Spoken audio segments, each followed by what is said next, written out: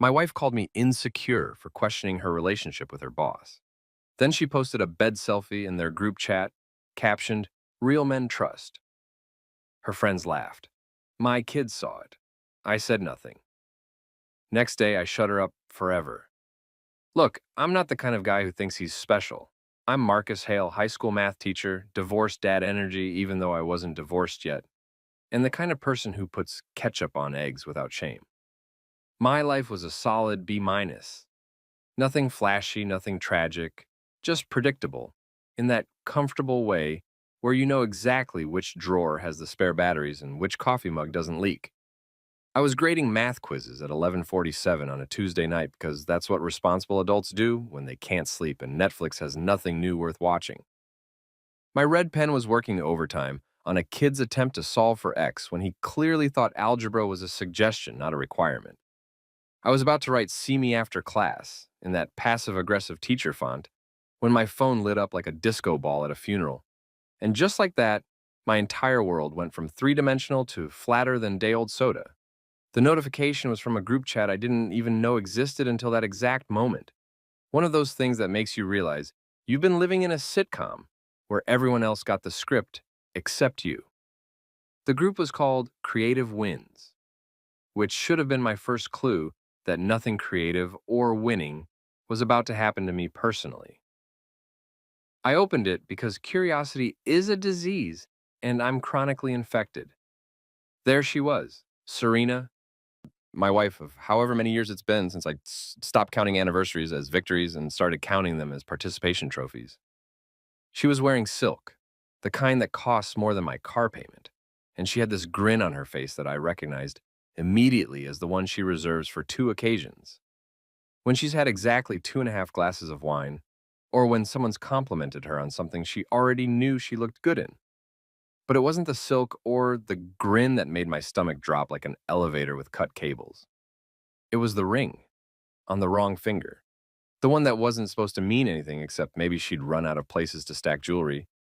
And the caption underneath, written in that smug little font that somehow manages to look condescending, even in Arial: "Real men trust."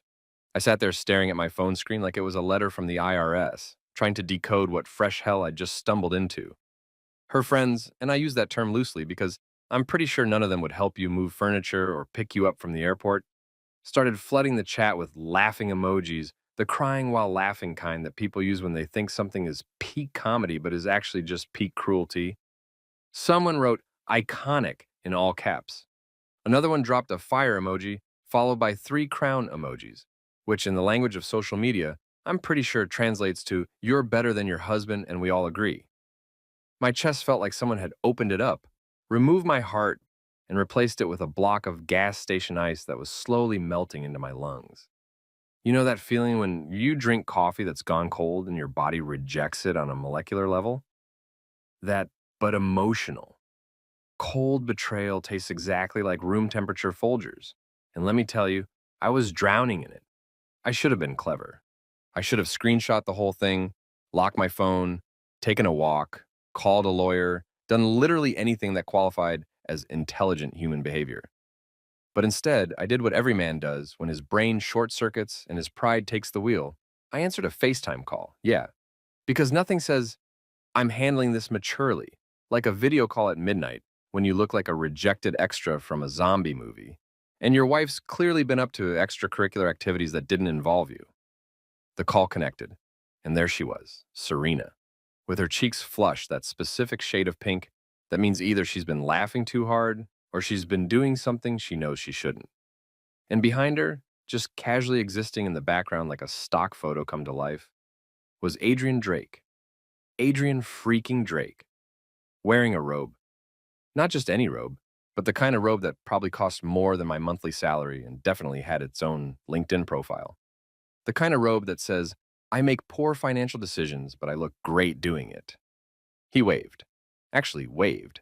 Like we were neighbors borrowing hedge trimmers and not two men connected by the fact that one of them was apparently entertaining the other's wife in a context that did not involve book clubs or PTA meetings.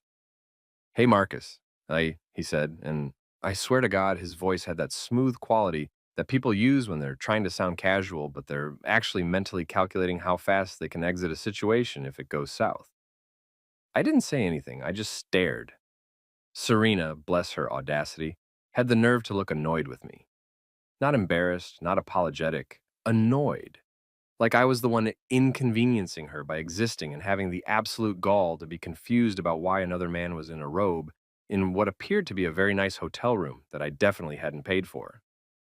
You're being insecure, she said, and I want you to understand the full weight of that sentence. Not, I can explain, not, this isn't what it looks like. Just straight to the character assassination. Speed running through the part where she pretends I'm the problem because I had the audacity to notice reality. Insecure, me, the guy who's been showing up, paying bills, remembering birthdays, and doing the emotional labor of an entire customer service department for over 2 decades. Insecure. I almost laughed, but laughing requires air, and I'm pretty sure my lungs had filed for early retirement. So I said nothing, absolutely nothing. For 40 minutes, I sat there with my mouth closed, watching her perform this one-woman show where she played the victim of my paranoia, while Adrian occasionally appeared in the frame like a director's commentary nobody asked for. And here's the thing about saying nothing. People think silence is weakness, but it's not. Silence is strategy. Silence is the moment before the storm when the air gets heavy and everything goes still, and you know something's about to break loose, but you can't quite tell what. For 40 minutes, I let her talk, let her justify, let her gaslight me with the confidence of someone who's had way too much practice. And while she talked, while she explained away the silk and the ring and the robe and the real men trust caption like it was all some big misunderstanding that only an insecure person would question. Something was forming in my head. Not anger, not yet. Something colder. Something that felt like a bruise forming under the skin. Dark and deliberate and spreading slowly. A plan. I didn't know all the details yet. Didn't know how it would play out or what the end game looked like.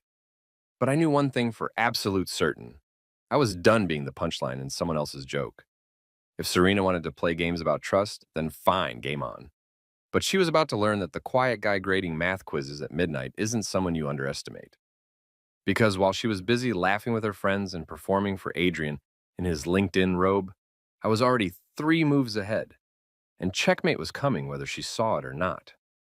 The next morning arrived with all the enthusiasm of a root canal, and Serena waltzed into the kitchen like she was auditioning for a commercial about suburban bliss, where everyone's attractive and nobody has unresolved trauma.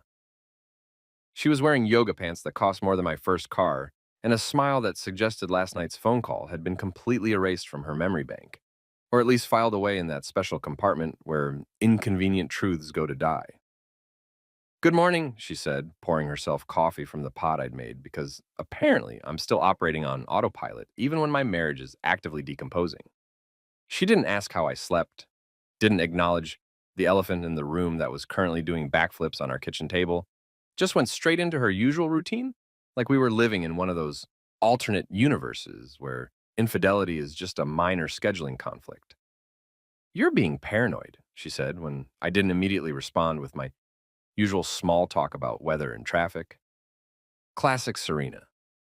Deflect, dismiss, gaslight, repeat. It's like she had a playbook for this kind of thing. Probably downloaded it from the same website where she got tips on how to take flattering selfies in hotel rooms that aren't your house. I wanted to say something, wanted to ask her if she practiced that line in the mirror or if it just came naturally after years of treating honesty like an optional accessory, but I didn't. Instead, I took a sip of my coffee, burned my tongue because the universe has a sense of humor, and waited for the real entertainment to start. Enter Zoe. My daughter, my favorite human, the only person in this house who inherited my ability to detect nonsense from a mile away and call it out with the precision of a guided missile. Zoe's 16, which is that perfect age where you're old enough to understand that adults are mostly just tall children with credit cards, but young enough to have zero patience for their garbage. She walked into the kitchen with her phone in one hand and an expression that told me she'd already done her morning scroll through social media and had stumbled across something interesting. Nice dress, Mom, she said. And the way she emphasized nice made it clear that nice was the exact opposite of what she meant. You trying to make a statement. Serena froze, and I mean completely froze, like someone had hit pause on a remote control that controlled her entire operating system. Her coffee cup stopped halfway to her mouth, suspended in that awkward position that would have been funny if everything wasn't so spectacularly awful. Zoe was staring at her phone, but her sideways grin said everything her words didn't. She'd seen the selfie. Of course, she'd seen the selfie. These kids see everything. They're like the NSA, but with better memes and worse boundaries. What are you talking about? Serena asked, and her voice had that tight quality that people get when they're trying to sound casual but are actually internally screaming. Oh, nothing, Zoe said, finally looking up from her phone with the kind of innocent expression that guilty people use when they're pretending they don't know exactly what they've done. Just noticed you were wearing the same outfit in that group chat photo, the one with the ring on the wrong finger, and the caption about real men trusting. That one. She paused, letting the words hang in the air like smoke from a house fire. Cute aesthetic, very Instagram core. Although personally, I think the whole cheating on dad vibe might not play well with your target demographic, but what do I know? I'm just a teenager with no life experience. I nearly choked on my coffee, and not because it was still too hot. Zoe had just delivered a verbal assassination with the casualness of someone ordering a pizza, and Serena looked like she'd been slapped with a frozen fish. Her face went through about 7 different emotions in 3 seconds: shock, anger, denial, more anger, fear, calculation, and finally landing on defensive indignation, which is where guilty people always end up when they run out of better options. You don't understand the context, she started, but Zoe was already walking away, having successfully dropped her grenade and decided the aftermath wasn't worth sticking around for. Lucas wasn't home. My son was away at college, doing whatever it is college kids do, and they're not asking for money or complaining about cafeteria food. But I texted him the selfie anyway, because misery loves company. And also because I needed someone else to confirm that I wasn't losing my mind. His response came back faster than a pizza delivery. A single fire emoji, followed by, "She's done." 3 words. That's all it took. My kid, who usually needs 17 text messages to tell me he needs laundry detergent, had summarized my entire marriage crisis in 3 words. She's done. Not you're done or the marriage is done. She's done. Past tense, finished, over. Like he'd already written her obituary in his head and moved on to planning the funeral reception. I didn't blow up the house, didn't throw dishes, didn't do any of the dramatic crap that people do in movies when they find out their spouse has been treating their marriage vows like suggestions from a fortune cookie. Instead, I did something way more useful. I brewed another pot of coffee because caffeine is the only constant in a universe actively trying to mess with me, and I checked the dash cam on Serena's car. Yeah, I'm that guy now. The guy who checks dashcam. Judge me all you want, but when your wife is taking selfies in silk with another man's surname in the background, you tend to start exploring your investigative options. The dashcam had audio. Of course it had audio. I'd installed it 6 months ago, after someone keyed her car in the grocery store parking lot, and she'd insisted we needed evidence for insurance purposes. Funny how tools designed for protection can become instruments of truth when the universe decides it's tired of your denial. I plugged the SD card into my laptop, clicked through a few files, and found what I was looking for: a conversation from 2 days ago, time-stamped at approximately when Serena said she was working late on a client presentation.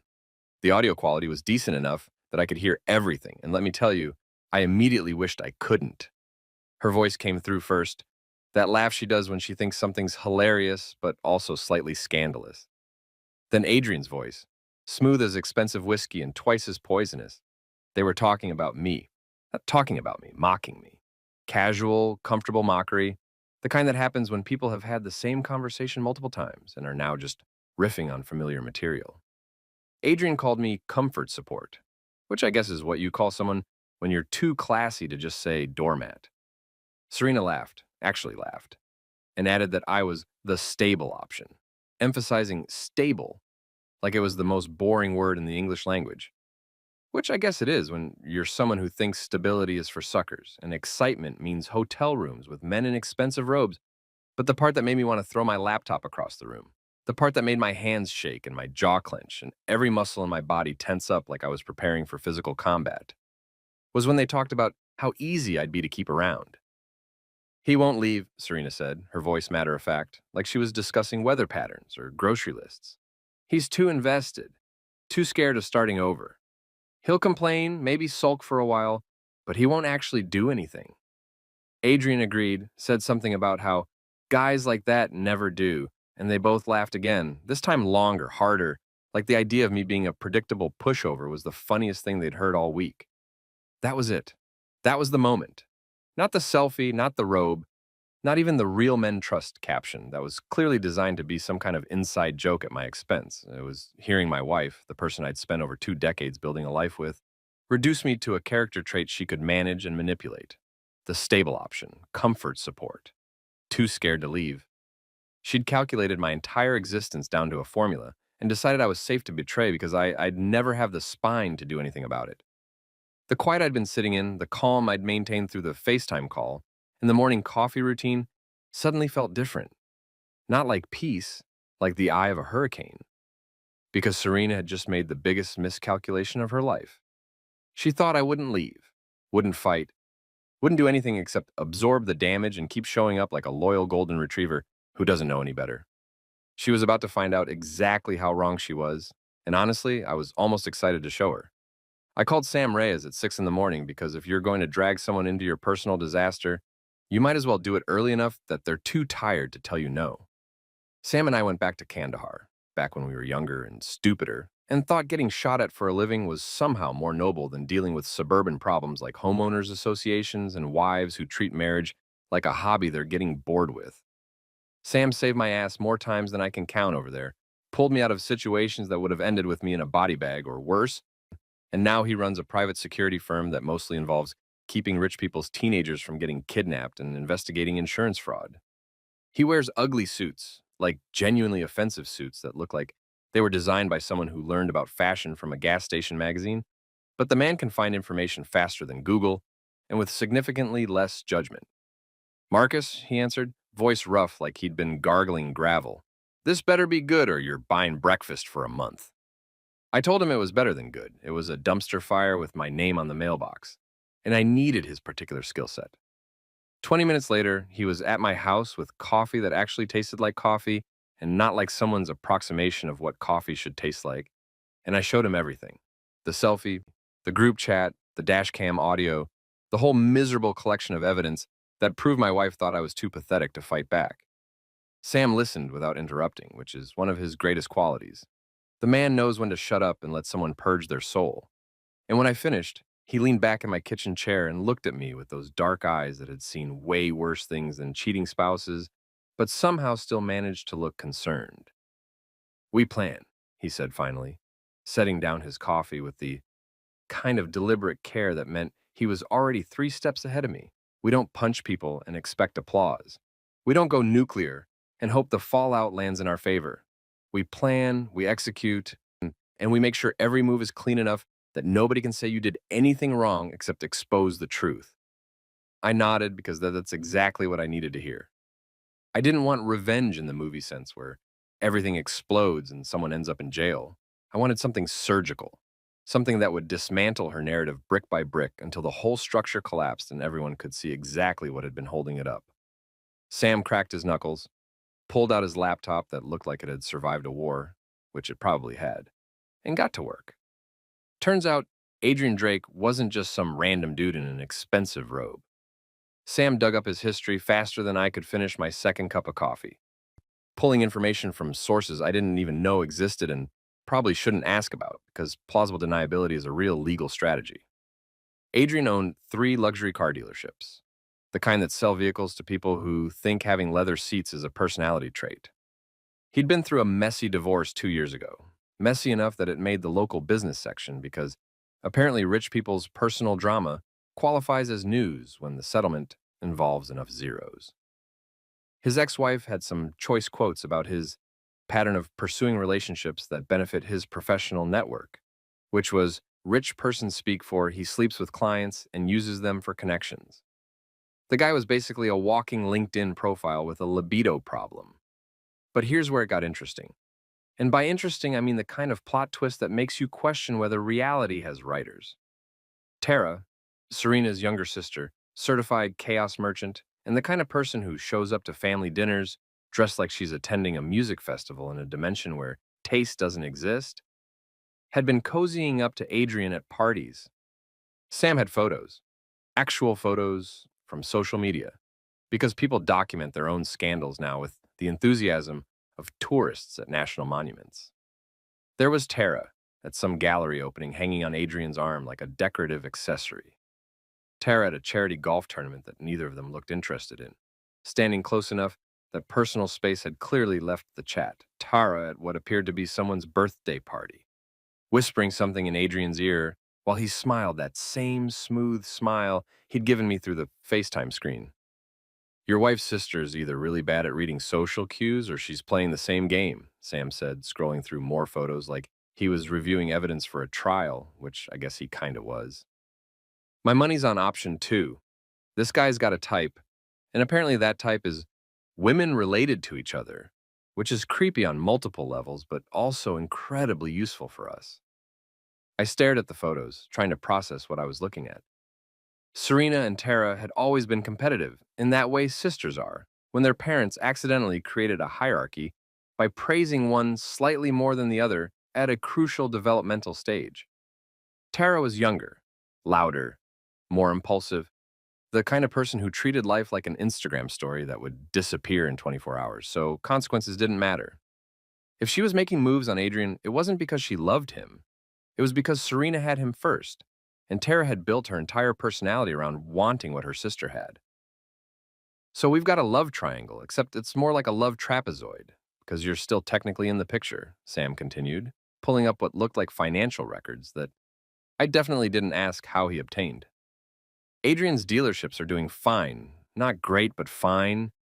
He's leveraged pretty heavily. A lot of debt hidden behind the flashy cars and the expensive lifestyle. Your wife's agency has him listed as a client. She did some creative consulting for his latest dealership opening. Tara works in event planning. And guess who planned that charity golf tournament? He tapped the screen.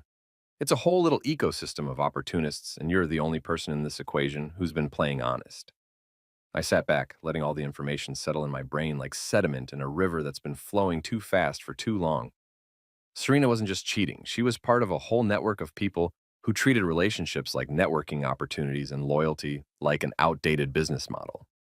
Adrian was using her for connections and creativity and probably just the thrill of it, because guys like him get bored when life gets too easy. Tara was circling like a vulture, waiting for her chance to swoop in and claim whatever Serena left behind. And me?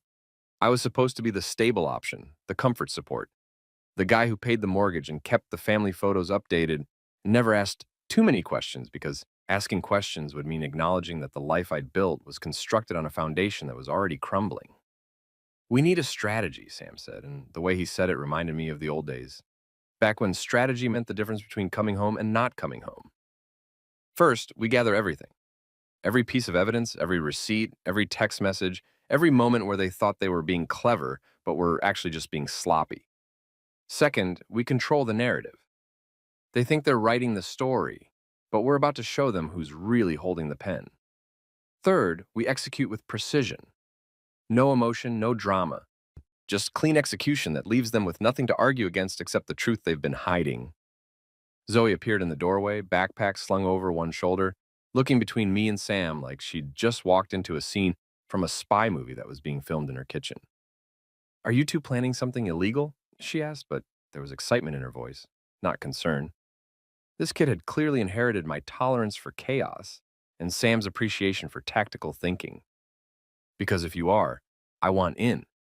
Mom's been treating me like I'm too stupid to notice what's going on, and I've got feelings about that. Sam looked at me, eyebrows raised. She's 16. I said, smart, observant, and apparently willing to commit to whatever this is becoming. Sam grinned, the kind of grin that should come with a warning label. Domestic intelligence, he said. Every good operation needs someone on the inside who can move without suspicion. Welcome to the team, kid.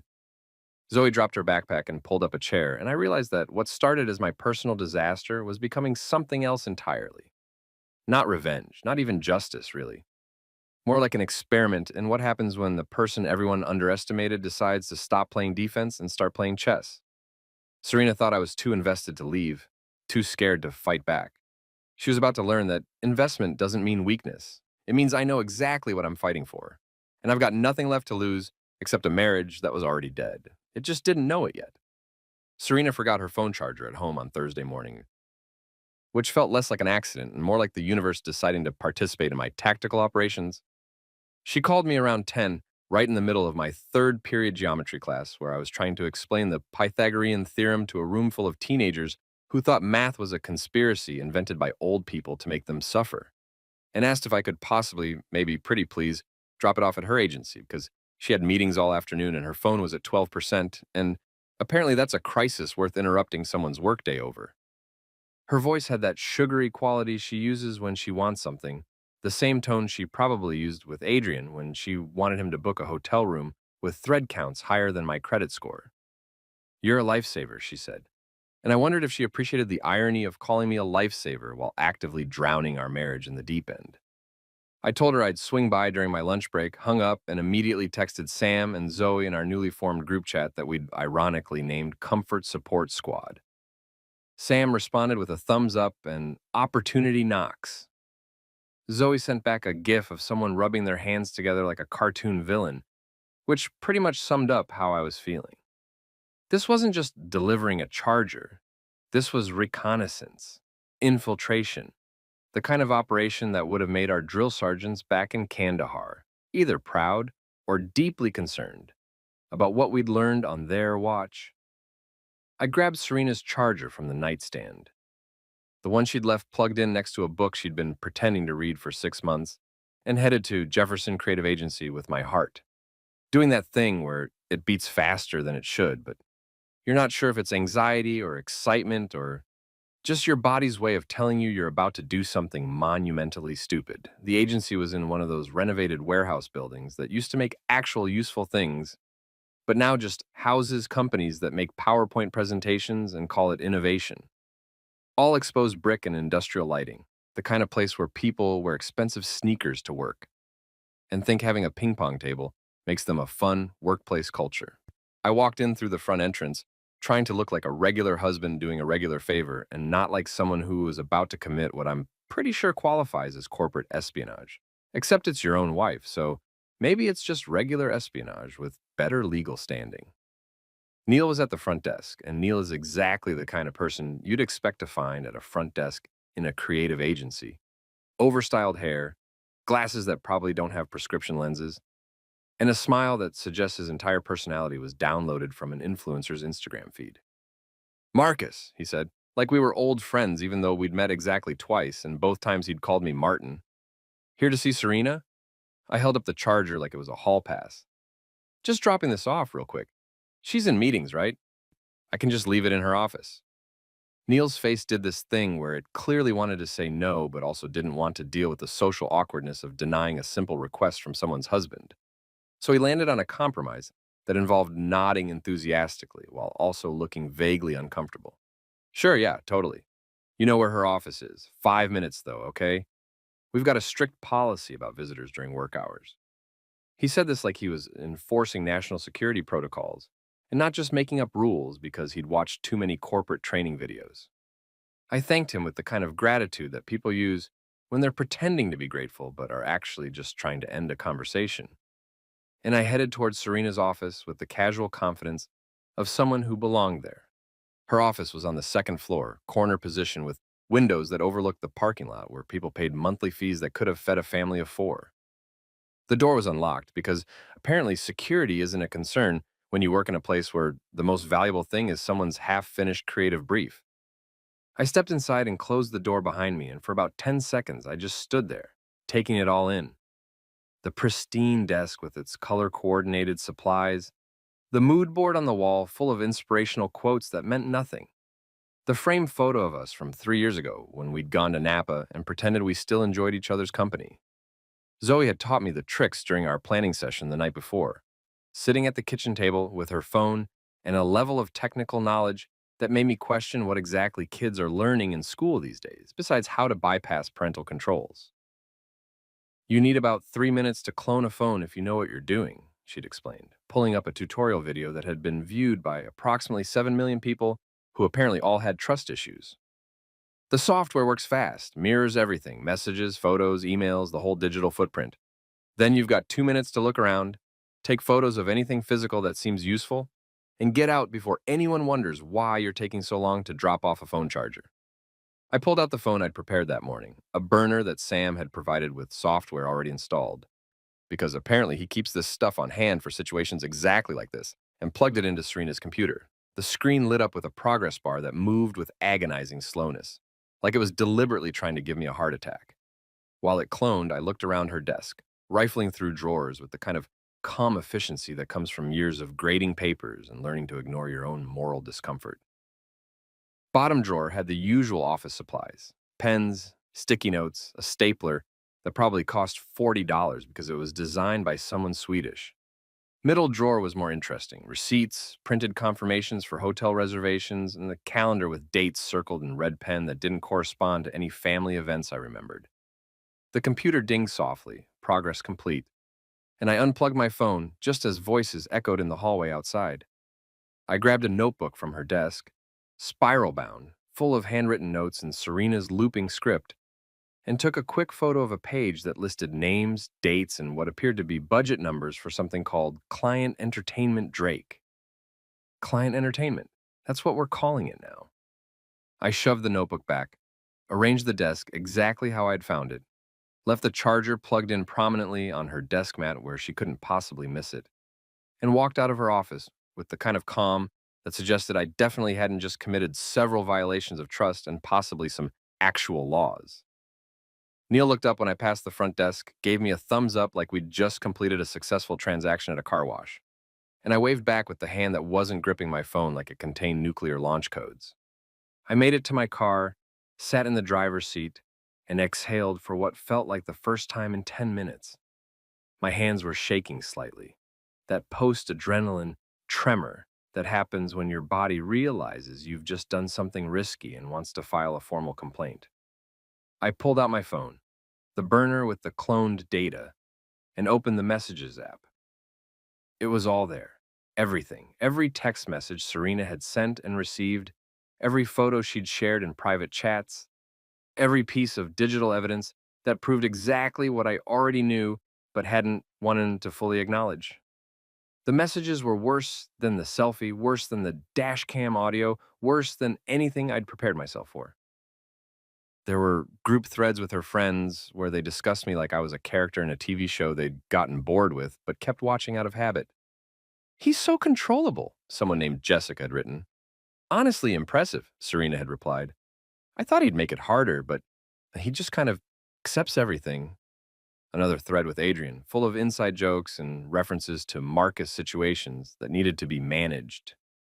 A message from Tara, because of course Tara was in on this too, that said, "Real men trust," followed by, "Does he actually believe you're working late, or is he just pretending?" Serena's response, "Does it matter? Either way, he's not going anywhere." I sat there in the parking lot reading through my wife's digital life like it was a horror novel where I was simultaneously the victim and the punchline. And something crystallized in my brain that had been forming since that first selfie notification. This wasn't just betrayal. This was systematic, calculated, ongoing mockery. They'd turned my existence into entertainment, my trust into a running joke, my entire marriage into a case study in how much disrespect one person can absorb before they finally break. The receipts I'd photographed were for hotels, restaurants, weekend getaways that had happened during times when Serena told me she was at conferences or client meetings or helping Tara with event planning. The calendar dates corresponded to charges on our joint credit card that I'd noticed but hadn't questioned, because questioning your spouse about every expense feels petty until you realize those expenses were funding your own humiliation. I drove back to school in a daze, taught 2 more classes on autopilot while my brain processed everything I'd just acquired. And by the time the final bell rang, I'd made a decision.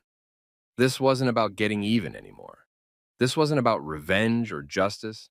or any of those dramatic concepts that sound good but don't actually solve anything.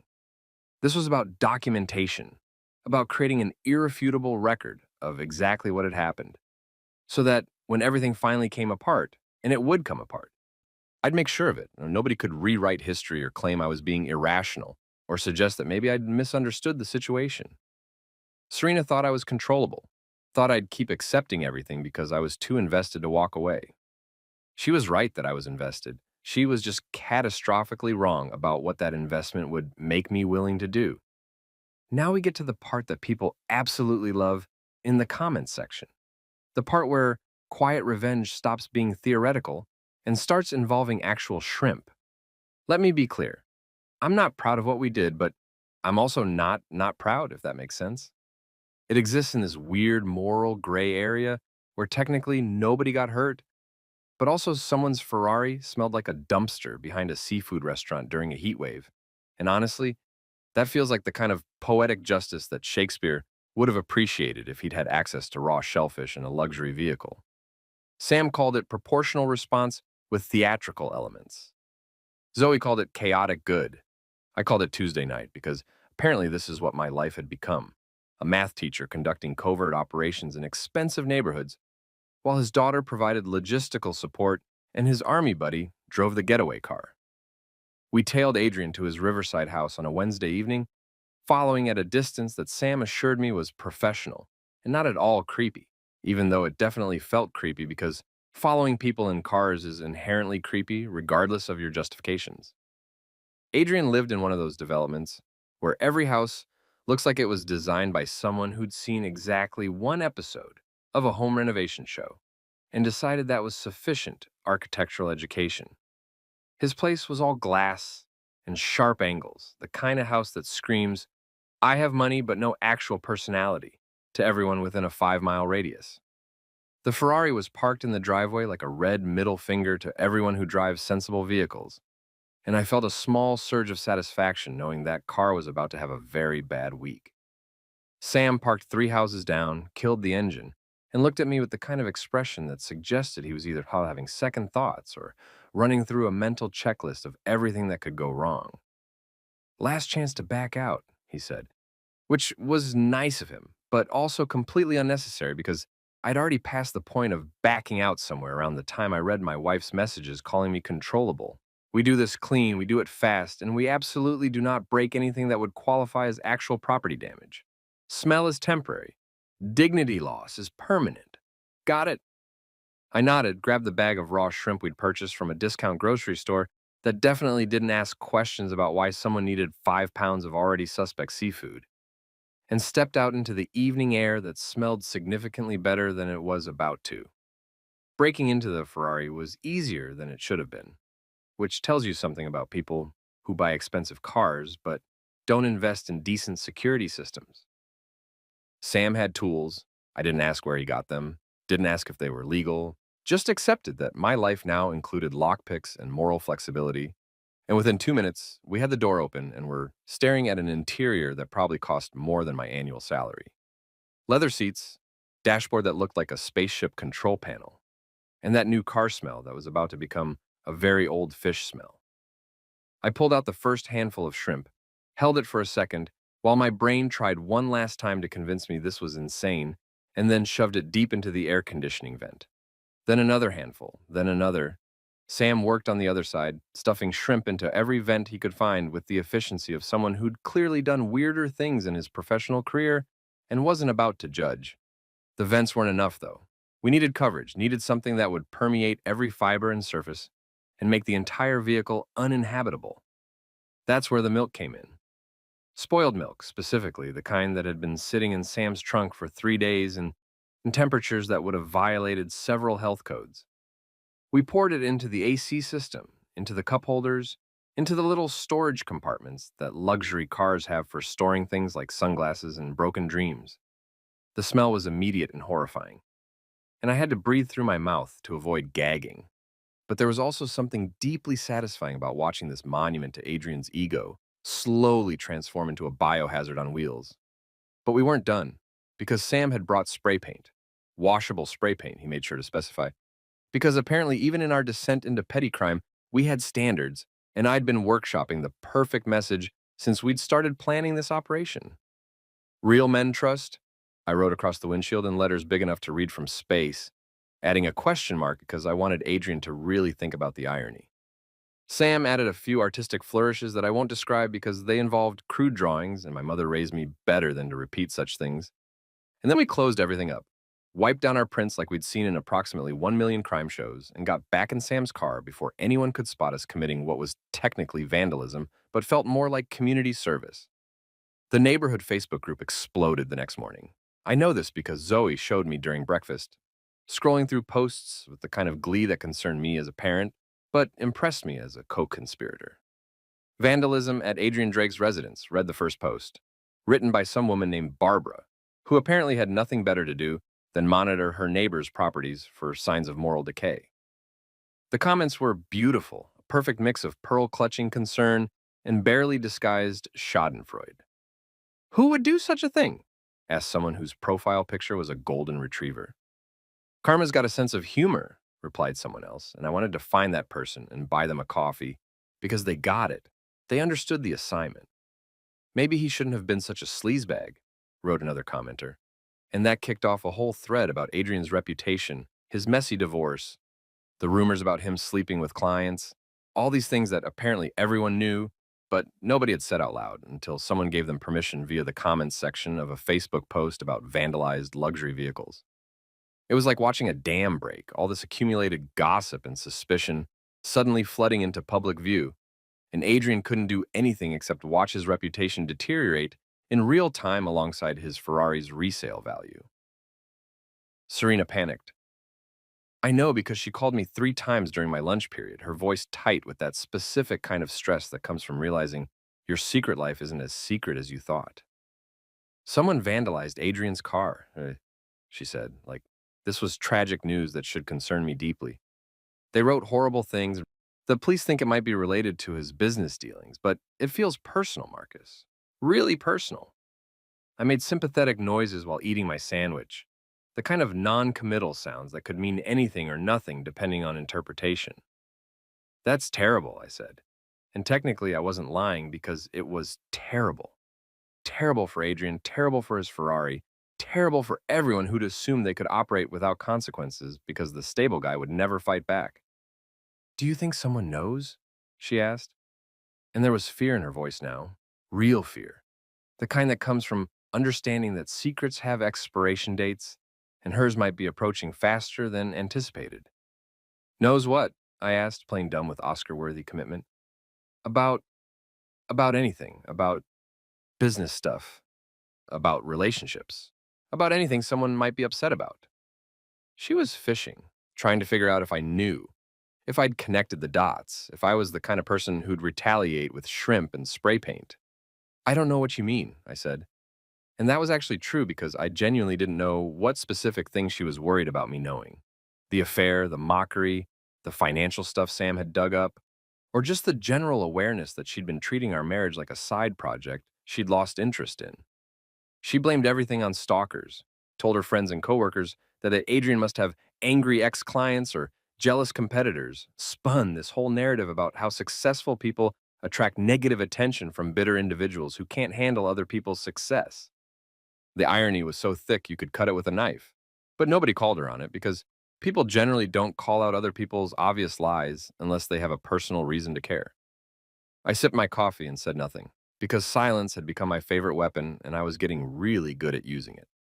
Every time Serena tried to fill the quiet with explanations or theories or anxious speculation, I just nodded and made non-committal sounds and watched her spiral deeper into paranoia. The best part, and by best I mean most satisfying in that dark way where you know you're being petty, but you've decided petty is actually a valid life choice, was watching Adrian try to deal with the aftermath. His dealership had a big client event that weekend, some kind of luxury vehicle showcase where rich people pretend to care about horsepower and torque while actually just measuring their status against other rich people. Adrian showed up in a rental car, which is like showing up to a wine tasting with a flask of gas station vodka, and everyone noticed. Sam had friends at the dealership who reported back that Adrian spent the entire event fielding questions about the vandalism, trying to laugh it off while also clearly being completely humiliated that someone had reduced his prized possession to a mobile seafood nightmare. He had to have it professionally detailed 3 times, Sam told me later, grinning like this was the best news he'd heard all year. Even after that, people said it still smelled weird. Something about shrimp oil, getting into the upholstery, becoming one with the leather. Mechanics told him he might just have to accept that his car smells like low tide now. I felt a twinge of something that might have been guilt, but was more likely just indigestion from the cafeteria meatloaf. And then I remembered the dash cam audio where Adrian and Serena laughed about how easy I'd be to keep around. And the guilt evaporated faster than dignity at a reality TV reunion show. Smell is temporary, Sam had said. Dignity loss is permanent. Adrian's Ferrari would eventually recover. His reputation as the smooth, untouchable guy who always came out on top, that was taking damage that no amount of professional detailing could fix. And honestly, that felt like exactly the right amount of justice for a Wednesday evening's work. That Monday, I uploaded one slide into Serena's agency lobby rotation, and I want you to understand the sheer simplicity of what I'm about to describe, because sometimes the most devastating moves are the ones that require the least effort. The agency had this digital display in their reception area, one of those massive screens that cycles through company announcements, client testimonials, motivational quotes that mean nothing, and occasionally someone's birthday celebration that nobody actually cares about, but everyone pretends to because workplace culture demands performative enthusiasm. Neil managed the display. Of course, Neil managed it because giving Neil responsibilities is apparently what passes for management strategy at Jefferson Creative. And Neil had the password written on a sticky note under his keyboard because security is apparently just a suggestion when you work somewhere that thinks exposed brick equals innovation. I'd gone back to the agency on Friday afternoon, told Neil I needed to grab something from Serena's office that she'd forgotten, and he'd wave me through with all the vigilance of a mall security guard on their last day before retirement. While I was allegedly grabbing whatever fictional item Serena had allegedly forgotten, I took a casual stroll past Neil's desk during a moment when he was in the bathroom, probably taking a selfie or whatever Neil does when he's unsupervised, and I checked under his keyboard. There it was, a yellow sticky note with Display 2023, written in his unnecessarily stylized handwriting, because of course Neil's password would include an exclamation point. I took a photo, replaced everything exactly as I'd found it, and left with a smile that probably looked friendly, but was actually the smile of someone who'd just acquired the keys to the kingdom and was planning to burn it down from the inside. Creating this slide took me about 20 minutes on Sunday night while Zoe provided creative direction and Zoe's sense of aesthetic, which is surprisingly good for someone whose idea of formal wear is a hoodie without stains. We used Serena's selfie, the one with the silk and the ring on the wrong finger and that smug grin that now made my stomach turn, and placed it front and center. Below it, in clean, professional font that matched the agency's branding, because attention to detail matters, even in acts of domestic warfare. We added the caption, "Real men trust," in quotes. And then, because I'm apparently committed to thoroughness, we included a bullet list. Dates, timestamps, hotels, a transcript snippet from the dash cam audio, where Serena says, "He's so controllable," followed by Adrian's laugh and his response about how guys like me never actually do anything. The slide was a masterpiece of restraint. No crude language, no dramatic accusations, just facts presented in the same corporate style the agency used for their client presentations. If you didn't know the context, you might think it was some kind of weird art project, or maybe a social commentary piece on modern relationships. But if you knew, and everyone at the agency was about to know, it was a nuclear bomb wrapped in PowerPoint formatting. Zoe looked at the final version and whistled low. "Dad, this is cold, like ice cold, like Antarctica during winter cold." I saved it as Q4 Overview JPG because disguising it as something boring meant it might cycle through a few times before anyone noticed what they were actually looking at. And then I went to bed early because I wanted to be well rested for what was about to become the best Monday morning of my entire life. I uploaded it remotely at 6 a.m., logging into the display system from my laptop while drinking coffee that tasted better than it had any right to given what I was about to do. The system was beautifully simple. Drop files into a folder, set them to rotation, and they'd automatically cycle through every 2 minutes, along with whatever other content was scheduled. I set my slide to appear 3 times during the morning rush between 8 and 10, when the agency was fullest with employees arriving and clients dropping by for meetings. 90 seconds per appearance. That's all you need for a rumor to become fossilized truth, for casual glances to become double takes, for whispers to start spreading like a virus through an office that runs on gossip and overpriced coffee. The first text came at 8:47. Sam had stationed himself at a coffee shop across the street with a clear view of the agency's lobby through their enormous glass windows. Because apparently we're running a full surveillance operation now, and I've accepted that this is just who I am as a person. "It's up," he texted. "People are stopping. Someone just pulled out their phone. This is beautiful, Marcus. Genuinely beautiful." I was in the middle of teaching first period algebra, explaining quadratic equations to students who looked at me like I was speaking ancient Sumerian, when my phone buzzed again. This time it was a number I didn't recognize. "Is this Marcus Hale? This is Rebecca from Jefferson Creative. We need to talk about something that appeared on our display this morning. It concerns your wife." I waited until my planning period to call back, let Rebecca stew in whatever panic she was experiencing, and when I finally returned her call, she sounded like someone who'd been tasked with defusing a bomb, but had only read the first chapter of the manual. "Mr. Hale, there was an image on our lobby display. It showed Mrs. Hale in what appears to be a compromising situation with another man, along with some very concerning text messages. Do you know anything about this?" I took a long sip of my terrible school coffee and said, "Sounds like someone wants the truth to be visible. Has anyone asked Serena about it?" The line went quiet for a moment. "Mrs. Hale left the building approximately 30 minutes ago. She seemed very upset." Neil called me next, his voice shaky with that specific frequency of panic that happens when someone realizes they're probably going to be blamed for something they didn't do but should have prevented. "Marcus, I don't know how this happened. Someone hacked our system. They put up this slide with Serena and some guy, and it played for like 90 seconds before I could shut it down. But people saw it, Marcus. A lot of people saw it and took pictures, and now it's in the company's Slack, and I think I'm going to get fired." I almost felt bad for Neil. But then I remembered he'd been working in an office where everyone apparently knew about Serena's extracurricular activities, and nobody had thought to mention it to the guy paying her bills. So my sympathy dried up faster than paint in the desert. "That's rough, Neil," I said, putting just enough concern in my voice to sound genuine while internally celebrating the chaos. "I'm sure it'll blow over once everyone realizes it's just a misunderstanding." Except it wasn't a misunderstanding, and we both knew it, and the beautiful thing about the truth is that once it's out there, once people have seen it and screenshot it and started discussing it in group chats and company Slack channels, you can't put it back in the box. The slide had played for 90 seconds across 3 rotations, which meant it had been visible for a total of 4.5 minutes. And in those 4.5 minutes, approximately 37 people had seen it, according to Sam's count of people who stopped and stared and pulled out their phones.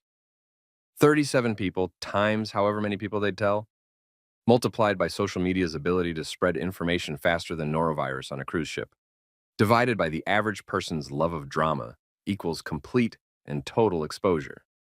The office erupted, and I know this because people started reaching out to me like I was some kind of victim support hotline. Former colleagues of Serena's, people who'd met me at company parties and remembered me as the quiet husband who brings good appetizers, suddenly had opinions and information they wanted to share. One woman named Patricia called to tell me she'd always thought something was off about how close Serena and Adrian seemed at events. Another person, a guy named Todd, who worked in accounts, said he'd seen them leaving a hotel together 6 months ago, but hadn't wanted to say anything because it wasn't his business. That's the thing about secrets, everyone knows, but nobody says anything until someone else says it first. And then suddenly everyone's got a story they've been sitting on. Serena called at 11:30, and her voice had that quality that happens when someone's been crying but is trying to sound angry instead, because anger is easier to manage than humiliation. "You did this," she said, not as a question, but as an accusation that had already been tried and convicted in her head. "You hacked our system. You sabotaged me. You're trying to ruin my career because you're insecure and you can't handle that I have a life outside of our marriage." The word insecure again. Her favorite weapon, the one she'd been using for weeks to deflect any legitimate concerns I had about her behavior. I let her finish her speech, let her run through all the accusations and justifications, and attempts to flip the script so that somehow I was the villain for exposing what she'd done instead of her being the villain for doing it in the first place.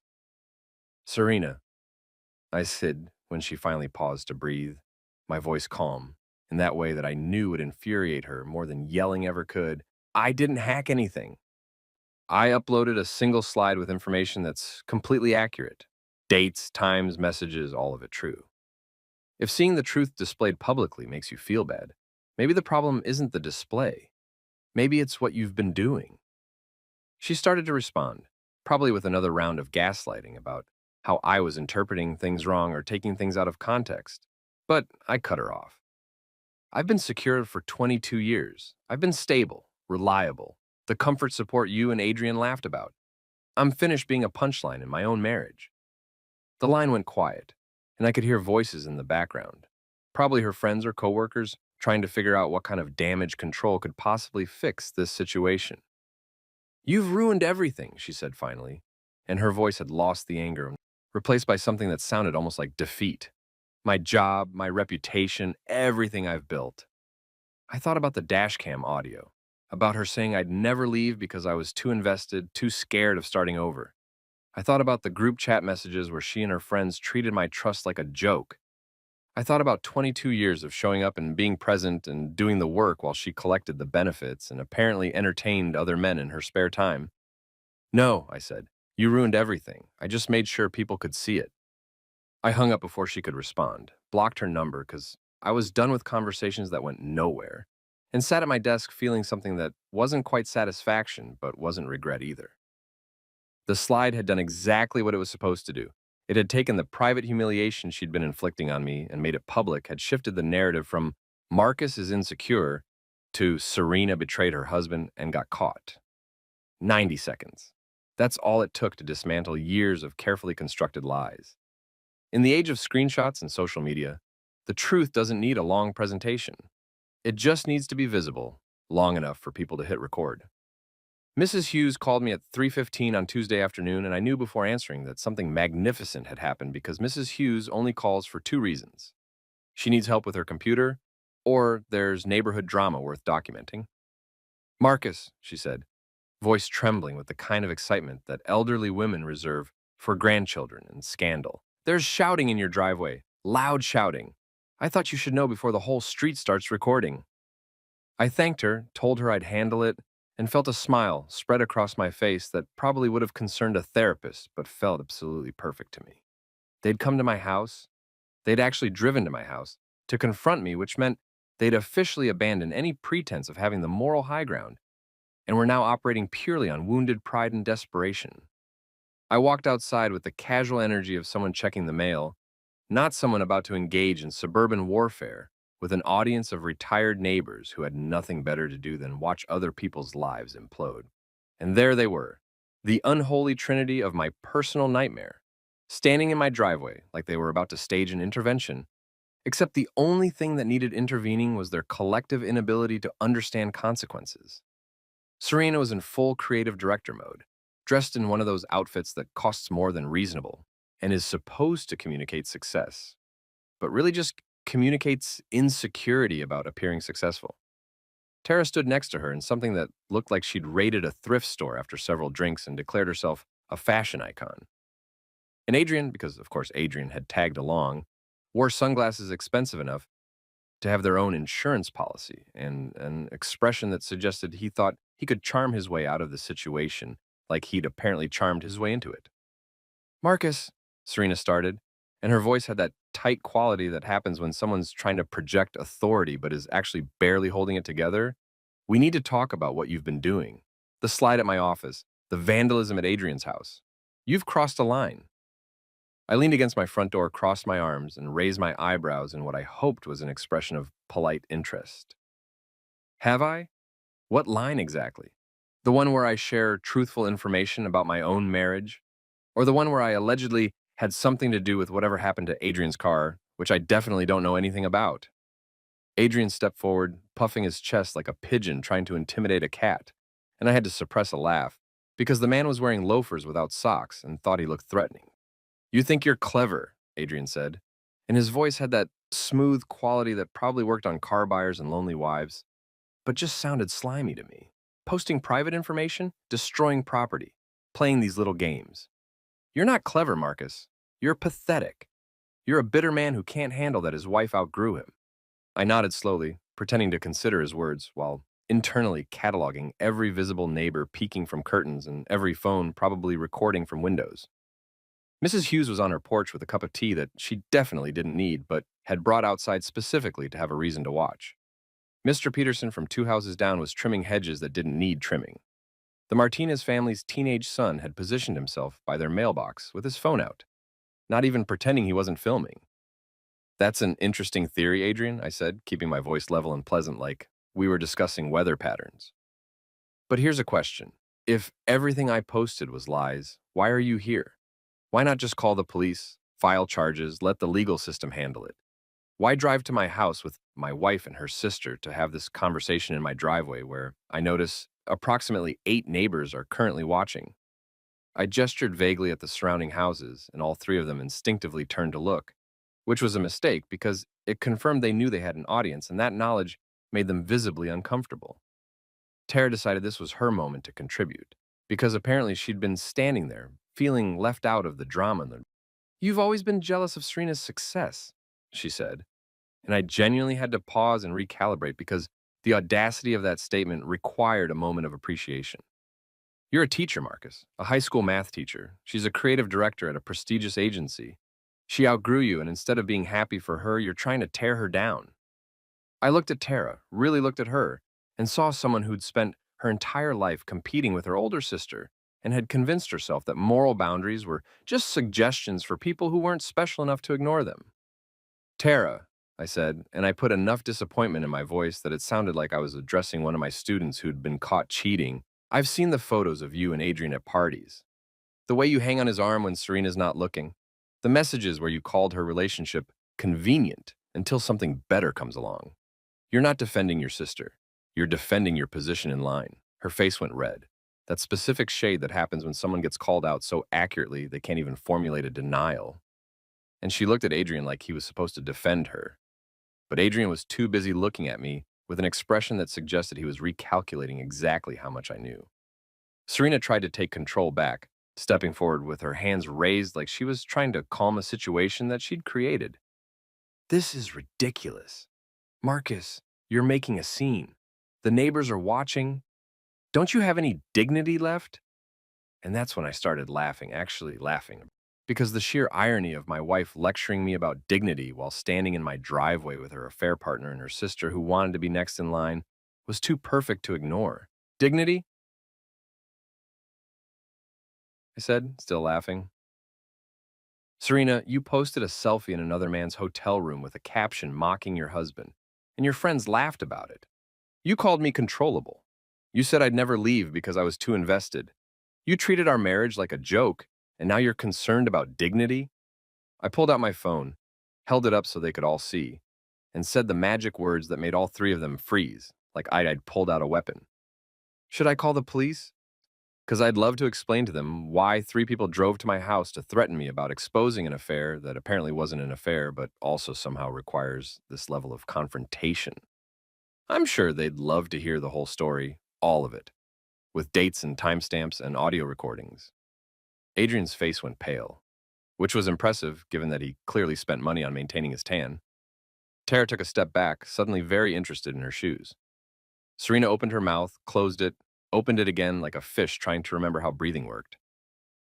That's what I thought, I said, lowering my phone but not putting it away. See, here's the thing about telling the truth. It's legal. Posting accurate information about my own marriage? Legal. Sharing text messages that were sent to me or about me? Legal. Creating a slideshow with facts? Legal. What's not legal is harassment, trespassing, and conspiracy to commit fraud, which is what you 3 have been doing for months, with your little arrangement where Serena gets Adrian's money and connections, Adrian gets his ego stroked by 2 sisters, and Tara gets to feel special by being involved in someone else's relationship. I was making some of this up, throwing around legal terms with the confidence of someone who'd watched approximately 400 hours of legal dramas and assumed that was close enough to actual knowledge, but they didn't know that. Mr. Peterson had stopped pretending to trim his hedges and was just openly watching now, which I appreciated because at least he was being honest about his voyeurism. Mrs. Hughes had pulled out her phone, probably texting her book club group chat with live updates. The Martinez kid was definitely still recording, and I made a mental note to send his parents a gift card for raising a child who understood the importance of documentation. Adrian tried one more time to salvage his tough guy image. "You're going to regret this," he said, but his voice had lost its smoothness and now just sounded tired. "My lawyers will what?" I interrupted. "Sue me for telling the truth? Please do. I'd love to sit in a deposition and go through every text message, every receipt, every piece of evidence in front of a judge. I'm sure that'll be great for your dealership's reputation when it becomes public record." He didn't respond, just adjusted his unnecessarily expensive sunglasses and looked at Serena like she was supposed to have a plan. She didn't. She looked between me and Adrian and Tara like she was running calculations and realizing that every equation ended with her losing something: her marriage, her reputation, her job security, her sister's loyalty, or possibly all of the above. "Get off my property," I said, and I didn't yell it or dramatize it, just stated it as a fact that required acknowledgement. "All three of you, go back to your lives and figure out how you're going to explain this to everyone who saw that slide, everyone who's heard the rumors, everyone who's going to ask questions you don't have good answers for. Because I'm done explaining myself. I'm done being the stable option you can ignore. I'm done being the punchline." They stood there for another moment, pride warring with survival instinct, and then Tara broke first, turning and walking back to whatever car they'd arrived in. Adrian followed, trying to maintain some dignity, but mostly just looking like someone who'd been in a fight and lost. Serena stayed a moment longer, and I could see her trying to formulate something, some final appeal or threat or guilt trip that would somehow shift the dynamic back in her favor. "Marcus," she said quietly, and her voice had lost all its authority, "this isn't who you are." I smiled, and it wasn't a nice smile. It wasn't friendly or forgiving or any of the things she'd come to expect from me over 2 decades of taking my patience for granted. "No," I said, "this is exactly who I am. You just never paid enough attention to notice." She flinched like I'd hit her, which I guess in a way I had. Hit her with the realization that the controllable husband she'd been mocking had been documenting everything, planning everything, and waiting for exactly the right moment to make her private betrayal a public spectacle. She walked away without another word, and I watched all three of them pile into Adrian's rental car, because his Ferrari still smelled like low tide and poor life choices, and drive away while the neighborhood watched and definitely recorded and absolutely would be discussing this at the next HOA meeting. Mrs. Hughes appeared at my elbow so quickly she must have teleported. "Marcus Hale," she said, and her eyes were bright with excitement and approval. "That was the most magnificent thing I've seen since Walter Thompson told off the HOA president in 1997. I laughed, actually laughed, and accepted the cup of tea she handed me that had apparently been meant for me all along. "They earned it," I said, "every second of it." She patted my arm with the affection of someone who'd just watched their favorite underdog win the championship. "Damn right they did," she said, and I didn't even correct her language because Mrs. Hughes using mild profanity felt like a benediction on everything I'd just accomplished. Serena's work life hemorrhaged over the next 72 hours, and I watched it happen with the detached fascination of someone observing a scientific experiment they'd carefully designed. Reputation is a weird thing. It takes years to build, requires constant maintenance, and can collapse in approximately the time it takes to microwave leftovers once someone introduces doubt into the equation. I didn't have to do anything after the slide incident except exist and occasionally check my phone, because the internet had taken over my revenge operation and was running it with the efficiency of a Fortune 500 company that specializes in destroying people's careers. Clients started texting Serena, and I know this because Zoe had access to her cloud backup. Don't ask me how. Something about two-factor authentication and saved passwords and teenage technical literacy that makes me question what they're actually teaching in computer science classes these days. And we watch the messages roll in like stock prices during a market crash. "Serena, we need to discuss the direction of our campaign given some recent concerns about professionalism," wrote the CEO of some organic juice company that charged $12 for 16 ounces of blended vegetables. Another client, a boutique hotel chain that prided itself on discretion and elegance, sent a more direct message. We're pausing our contract pending an internal review of our vendor partnerships. Translation: we're firing you, but we're going to use corporate language, so you can't claim it's discrimination. A tech startup founder who probably wasn't old enough to rent a car without extra fees wrote, "Hey, Serena, saw some stuff online and our board thinks we should explore other creative partners. No hard feelings?" Except there were definitely hard feelings. You could tell from the passive aggressive question mark. And the tech bro was absolutely going to tell this story at happy hours for the next 6 months. Jefferson Creative Agency tried damage control, but damage control only works when the damage is controllable. And this situation had moved beyond controllable around the time 37 people screenshot a lobby display and shared it with their personal and professional networks. Serena's boss, a woman named Patricia, who wore statement necklaces that could double as weapons and had built her career on being aggressively professional, called an emergency meeting. I know this because Neil, bless his tendency to overshare when stressed, texted me updates like I was some kind of consultant on the situation. "Patricia is furious," he wrote, using caps lock because apparently the situation required it. "She's talking about company image and client confidence and how this reflects on everyone. Serena's been in her office for an hour. I think she's crying." I didn't feel good about Serena crying. I'm not a monster, despite what my current course of action might suggest. But I also didn't feel bad enough to stop what I'd started. She'd had opportunities to not cheat on me, to not mock me in group chats, to not post selfies that turned our marriage into internet content. Every choice she'd made had been deliberate, calculated, and done with the assumption that I'd never find out or wouldn't care enough to do anything if I did. Well, surprise. I found out, and I cared quite a bit. And her crying in Patricia's office was a direct consequence of her own decisions meeting reality at high speed. Tara tried spinning a story on social media about privacy invasion and cancel culture, because, of course, she did. She posted a long Instagram caption, the kind that requires you to click "see more" multiple times and makes you wonder if the person has ever heard of brevity, about how society judges women more harshly than men and how Serena was being persecuted for living her truth, or whatever language people use when they want to sound enlightened but are actually just defending bad behavior. "My sister is being targeted by a vindictive individual who can't accept that relationships evolve," she wrote.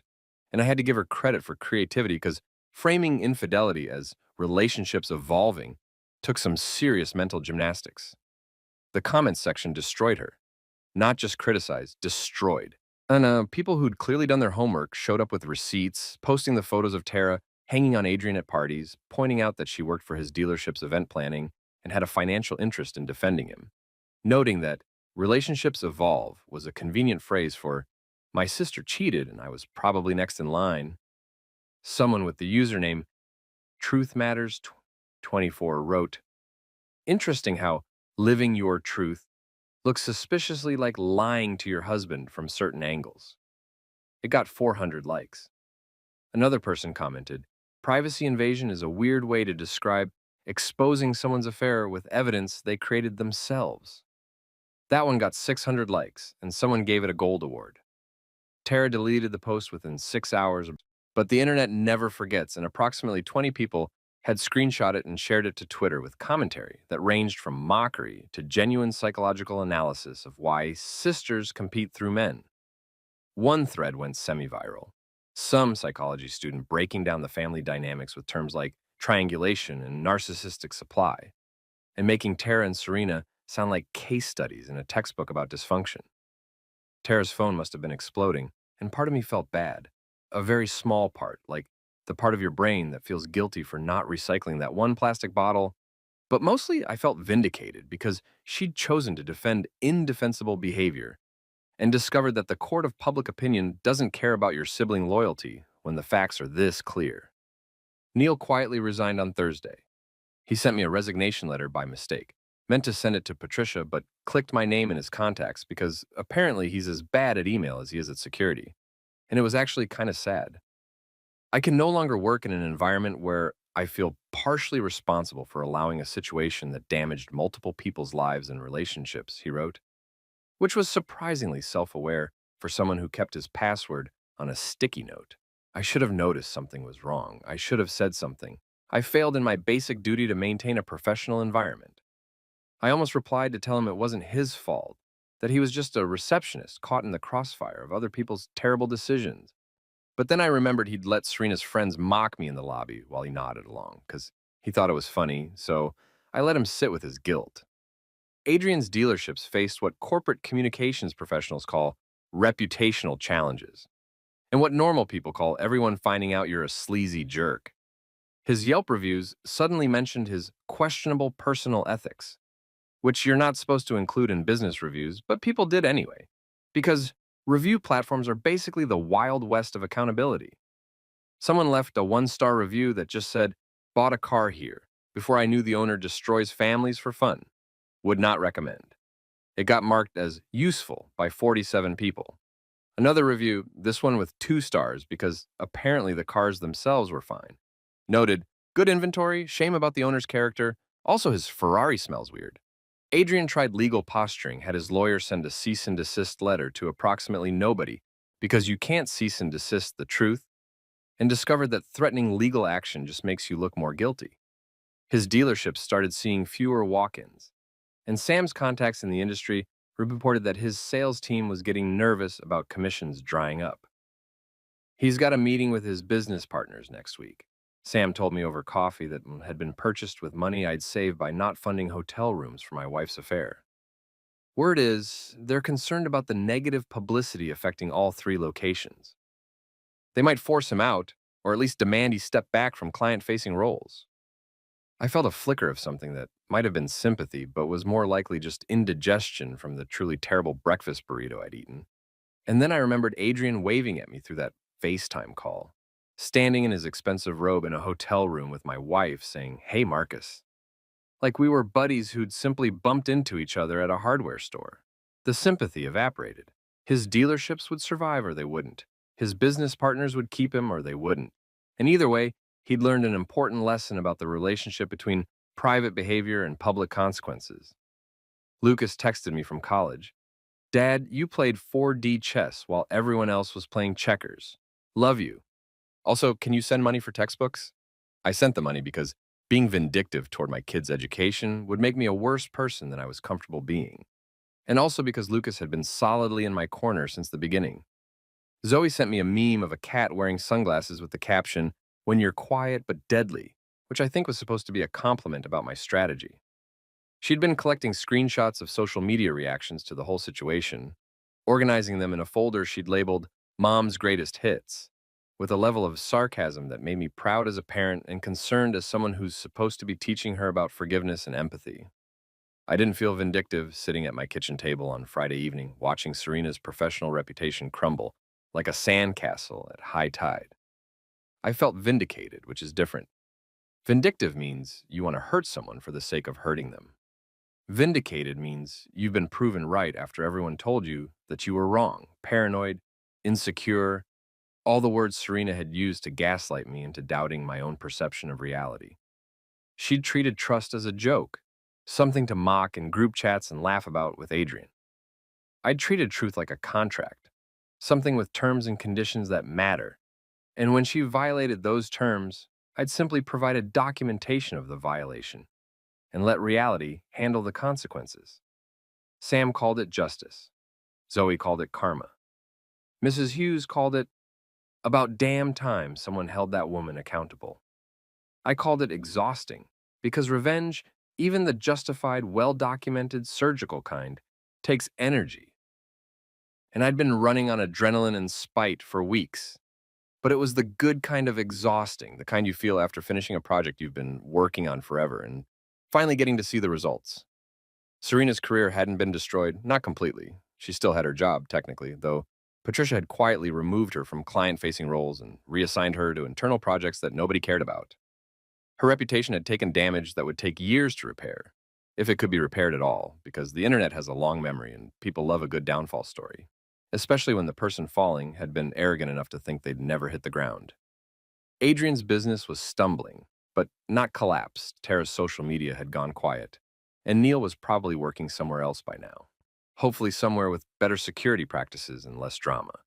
The whole situation had played out exactly the way Sam predicted it would. Clean execution, documented evidence, public exposure that nobody could argue with because it was all true. They'd built their little conspiracy on the assumption that I'd never find out, or if I did, that I'd be too stable and controllable to fight back. They'd been wrong on both counts, and now they were dealing with the aftermath while I sat in my kitchen drinking coffee and planning absolutely nothing because the planning phase was over, the truth was out, the consequences were unfolding, and all I had to do was watch and occasionally answer supportive texts from people who'd decided I was either a hero or a cautionary tale depending on their personal views about marriage and revenge. I organized the parent-teacher mixer because apparently I'm a masochist who enjoys scheduling my own public executions, except this time I wasn't the one being executed. The event was my idea. Volunteered for it back when my marriage was still technically intact, and I thought community involvement made me look like a responsible adult instead of someone plotting elaborate revenge.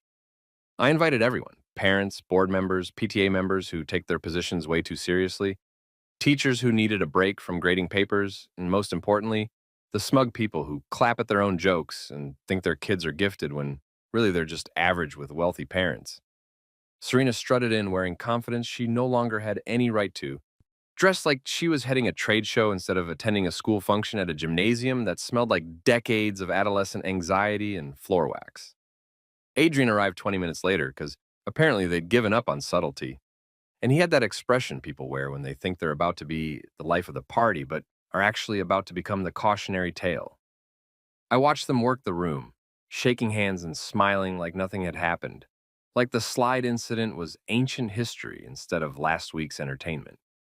At exactly 7:30, right after Principal Ortega finished her opening remarks about community and excellence and other words that sound important but mean nothing, I grabbed the microphone. "I'd like to share something about trust," I said, and the room went quiet in that way that happens when people sense drama incoming. I told a joke about creative directors and trust that got a few uncomfortable laughs, and then I nodded at Zoe stationed by the projector. The slideshow played on the gymnasium's massive screen. Texts between Serena and Adrian. Timestamps. Dashcam audio transcribed in clean, readable font. Hotel receipts. The selfie with Real Men Trust caption. Our family photo with a new caption underneath. Real Men Trust? Or do they just let people rent their loyalty? The gym went quieter than a funeral, which was appropriate because several relationships were dying in real time. Serena tried to make it melodrama, standing up and declaring this was harassment. Adrian attempted to storm out like an CEO in a bad movie. But Principal Ortega and Officers Bell and Ortiz had just walked in, because I'd tipped them off about a potential disturbance, and suddenly leaving seemed complicated. The slideshow looped. People recorded. Some gasped. Mrs. Hughes, seated front row, sipped her tea with the satisfaction of someone watching their favorite show's season finale. The officer said I'd technically done nothing illegal, which is the best kind of nothing because it means you can walk away clean while everyone else scrambles to explain their actual crimes. Everything I'd shown came to me honestly: texts sent to my phone, audio from my dash cam, receipts from our joint credit card that I had every legal right to access. You didn't hack anything, didn't steal anything, didn't make anything up, Officer Bell explained while Adrian sputtered about defamation and Serena tried the tears routine that probably worked on men who hadn't spent 2 decades learning her manipulation playbook. You just shared information about your own life. That's protected speech. The community took sides fast, faster than I'd expected, honestly. Some people called me a crusader, a hero standing up for wrong spouses everywhere. Others called me vengeful, petty, someone who should have handled this privately, like adults are supposed to. A few people, mostly Serena's remaining friends, and people who think airing dirty laundry is worse than creating dirty laundry in the first place, suggested I was the real villain for humiliating her publicly. I didn't care about their opinions because their opinions came from people who valued image over integrity and thought keeping secrets was more important than telling truths. My son Lucas texted, "Best Dad Award. Pizza?" which was his way of saying he was proud without having to use emotional vocabulary that might make him uncomfortable. Zoe wanted pepperoni now, immediately, because apparently watching your mother's life implode works up an appetite. We ordered from that place downtown that has questionable health ratings but excellent garlic knots. And we ate in the living room while Zoe scrolled through social media reactions and provided commentary, like a sports announcer calling a particularly dramatic game. Serena's career cratered over the following weeks. Patricia finally let her go with a severance package and a non disclosure agreement that probably cost the agency more than just firing her outright would have. Tara's phone blew up with hate messages until she made all her accounts private and stopped posting entirely. Neil moved to a new city and a new job, probably told people he was looking for a fresh start instead of admitting he was running from embarrassment. Adrian tried legal posturing, sent threatening letters that his lawyer probably knew were pointless, and found his dealerships less patient when the press called asking about the owner's personal controversies affecting business reputation. I sat at my old kitchen table, the one Serena had wanted to replace with something more modern, but I'd insisted was fine, and thought about trust. She'd mocked my insecurity, weaponized my stability against me, treated our marriage like a joke she could laugh about with friends and affair partners. I didn't explode or vanish or do any of the dramatic things people expect from betrayed spouses. I made the quiet move that changed everything. I exposed the truth, let it live where everyone could see it, and then I shut down the show. Forever, people love drama, but I prefer the kind that ends with peace and pizza.